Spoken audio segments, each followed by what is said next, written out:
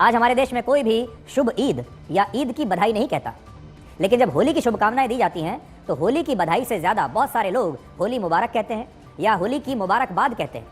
और मुबारक शब्द हिंदी का नहीं बल्कि वैसे तो अरबी भाषा का शब्द है, जो उर्दू के लिए भी उर्दू में भी इस्तेमाल होता है। अच्छा। भाईचारा वो नहीं होता जिसमें एक भाई रहे और दूसरा उसका चारा बन जाए। और इस देश में कुछ लोग ऐसे हैं जो शायद एक साजिश के तहत इस बार होली के मौके पर देश का माहौल बिगाड़ना चाहते हैं। कौन है ये लोग, कहां से आते हैं? तो आपको और हमको मिलकर पता लगाना होगा कि कौन है वो लोग जो होली के मौके पर देश का माहौल खराब कर रहे हैं, बिगाड़ रहे हैं। आप ये सोच रहे होंगे कि कहीं वो लोग काला कोट पहनकर सफ़ेद कागज़ों के साथ सफ़ेद झूठ तो नहीं परोसते। तो आते हैं आज के ब्लैक एंड वाइट पे, जहां काला कोट पहनकर सफ़ेद कागज़ों के साथ सफ़ेद झूठ परोसा जाता है। देश में इस वक्त सबसे बड़ा मुद्दा क्या चल रहा है? क्या वो बेरोजगारी है? ऑप्शन बी महंगाई है, ऑप्शन सी गरीबी है, या ऑप्शन डी सबसे बड़ा मुद्दा है होली वर्सेस जुम्मे की नमाज। आज के एपिसोड का भारी मुद्दा है जश्न जिहाद।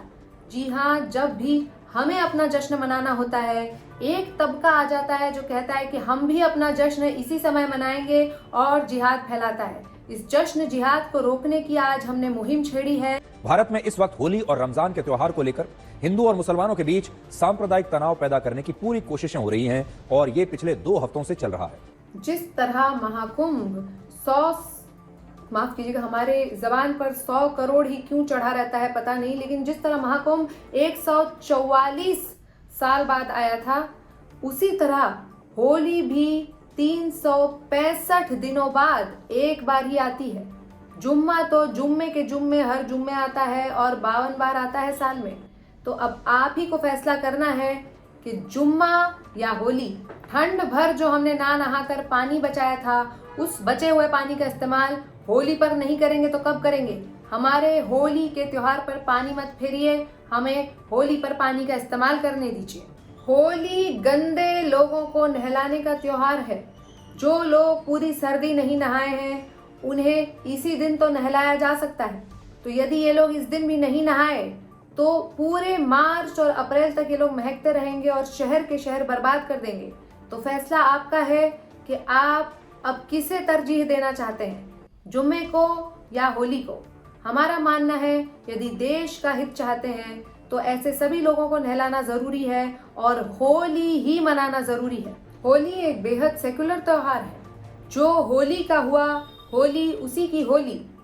इस देश में हर हफ्ते 2 होली डे आते हैं और साल में कई सारे होली डेज और आते हैं, लेकिन असली होली यही होली है।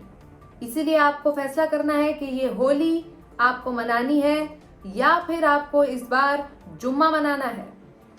हर फ्राइडे को भी फिल्म रिलीज होती है, लेकिन बॉलीवुड तक इस बार एक फिल्म रिलीज नहीं कर रहा है। तो क्या इस देश का सेक्युलर तबका एक जुम्मा नहीं छोड़ सकता?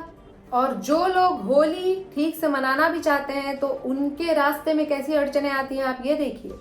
लोग उन्हें कहते हैं कि ज्यादा गुजिया खाने से आपको डायबिटीज हो सकता है, ज्यादा रंगों से होली खेलने से आपकी स्किन पर एलर्जी हो सकती है, ज्यादा पानी से होली खेलने से जल संकट हो सकता है। तो अब क्या ये लिबरांडू चाहते हैं कि इस देश का युवा सिर्फ दारू पीकर होली मनाए? आखिर देश का युवा मनाए तो मनाए कैसे? और बिहार के युवाओं के साथ तो हमें और ज्यादा संवेदना है, क्योंकि वो लोग तो दारू भी नहीं पी सकते हैं। कुछ लोग ये भी कहते हैं कि इस दिन हुड़दंग होता है, सड़क पर मनचले होते हैं जो लोगों के कपड़े फाड़ देते हैं। तो आपको देखना चाहिए कि इससे कपड़ा व्यापार कितना वृद्धि करेगा, इससे और कपड़े खरीदे जाएंगे और हमारी जीडीपी में कितना उछाल आएगा। ना सिर्फ कपड़े का व्यापार, आप सोचिए कि जब होली में रंग लगेगा उसे छुड़ाने के लिए कितना साबुन, कितना फेस वॉश इस्तेमाल होगा, जिससे साबुन और फेस वॉश की वृद्धि होगी बिक्री में और उससे कितना ज्यादा जीडीपी को फायदा होगा। आप सोचिए कि ये होली साल में सिर्फ एक बार आकर इतना फायदा कर रही है। यदि होली भी साल में 52 बार आती तो हमारी इकोनॉमी 5 ट्रिलियन टन की जगह 52 ट्रिलियन टन की हो जाती। 3 मिलियन टन के बेस पर 5 मिलियन टन जाने के लिए हम बिल्कुल तैयार। जिन लोगों को गुलाल की एलर्जी का मलाल है उन्हें बताना चाहते हैं कि गुलाल भी हलाल है, इसीलिए आप लोग जमकर गुलाल लगाइए, जमकर एक दूसरे के कपड़े फाड़िए, जमकर पानी का इस्तेमाल कीजिए। हम उन लोगों को भी जवाब देना चाहते हैं जो कहते हैं कि होली में इन चीज़ों के इस्तेमाल से समस्या है।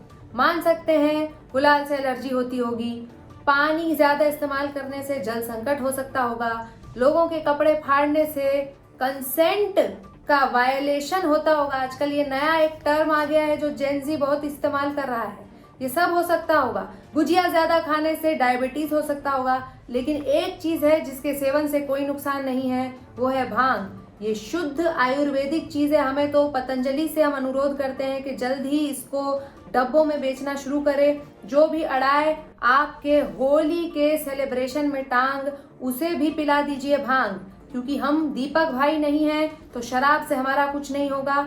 हम भांग की एडवोकेसी करेंगे। और हम जवाब देना चाहते हैं उन लोगों को जो होली की मुबारकबाद देते हैं। होली की मुबारकबाद देने की ज़रूरत नहीं, होली की बधाई दीजिए। कुछ लोग जो शायद क्रिश्चियन समुदाय से आते हैं या अंग्रेजी का पालन करते हैं, वो लोग तो होली शिट तक कहते हैं। जब हमारे शिशु शोधकर्ताओं ने शिट का मतलब पता लगाया तो हमारी शिट्टी पिट्टी गुम हो गई। ये एक बेहद गंदा शब्द है, होली शिट कभी नहीं कहना चाहिए। जो लोग होली का मजाक उड़ाते हैं उनको भी हम चेतावनी दे देना चाहते हैं कि ये सहा नहीं जाएगा। होली के साथ कोई मजाक सहा नहीं जाएगा। हम बहुत बुरा मानेंगे क्योंकि होली है। इसीलिए आप सबको होली की बहुत बहुत बधाइयाँ। बुरा मानेंगे क्योंकि होली है, कंगना की बहन रंगोली है। अगली बार मिलेंगे यही काला कोट पहनकर और सफेद कागजों के साथ सफेद झूठ परोसेंगे। तब तक के लिए धन्यवाद।